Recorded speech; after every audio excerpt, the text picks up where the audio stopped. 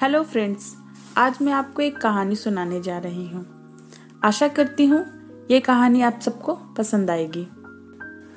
ये कहानी है अजय और निशा की। अजय और निशा स्कूल में एक साथ पढ़ते थे और कॉलेज में भी एक ही साथ पढ़ते थे। दोनों 5वीं क्लास से ही एक दूसरे के बहुत अच्छे दोस्त थे। दोनों इतने अच्छे दोस्त थे कि कॉलेज में कुछ लोग तो समझते थे कि दोनों का अफेयर चल रहा है। दोनों एक साथ कॉलेज जाते, कॉलेज से आते, एक ही क्लास में थे। और जब भी अजय को किसी चीज़ की ज़रूरत होती या निशा को किसी चीज़ की भी ज़रूरत होती तो वो एक दूसरे से ही कहते थे। जैसा कि माना जाता है कि जब 18 से 21 साल की उम्र होती है जिसमें लव हार्मोन सबसे ज़्यादा एक्टिव होते हैं, और कुछ ऐसा ही हुआ अजय और निशा के साथ भी। वे दोनों कई सालों से बहुत अच्छे दोस्त हैं।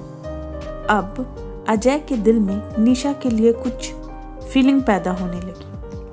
अजय के दिल में ही नहीं बल्कि निशा भी अजय को दोस्त से कुछ ज्यादा ही मानने लगी थी। अब इन दोनों के बीच में सिर्फ दोस्ती ही थी जिसे ये दोनों कभी खत्म नहीं करना चाहते थे। यूं ही वक्त बीतता गया और दोनों की जॉब लग गई। अजय की जॉब मुंबई में लग गई, निशा की जॉब दिल्ली में लग गई, लेकिन फिर भी दोनों रोज बातें किया करते थे। एक दूसरे से दूर जाने के बाद अजय और निशा को अपने बीच का प्यार का एहसास हुआ, लेकिन वो किसी से कुछ कह नहीं रहे थे। अब दोनों को एक दूसरे से अलग हुए पूरा 1 साल हो चुका था और एक दिन निशा को अजय ने फोन किया। अजय, निशा, मैं कल दिल्ली आ रहा हूँ, मुझसे मिलोगी? कोई काम तो नहीं है? निशा ने हंसते हुए कहा, अरे यार, तेरे लिए काम क्या चीज है? वैसे थैंक गॉड तूने मिलने का तो सोचा। मैं भी बड़ा मिस कर रही थी तुझे। अजय, चल फिर कल मिलते हैं। अगले दिन दोनों रेस्टोरेंट में मिलते हैं।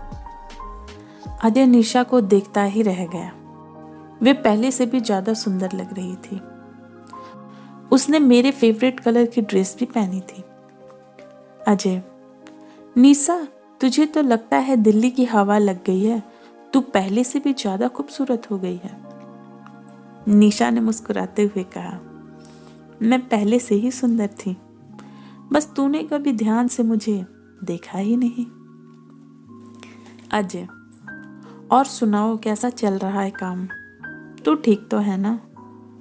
निशा ने कहा, मैं ठीक हूँ अजय, और मैं कुछ कहना भी चाहती हूँ तुमसे। अजय ने कहा, कहो निशा, क्या कहना चाहती हो?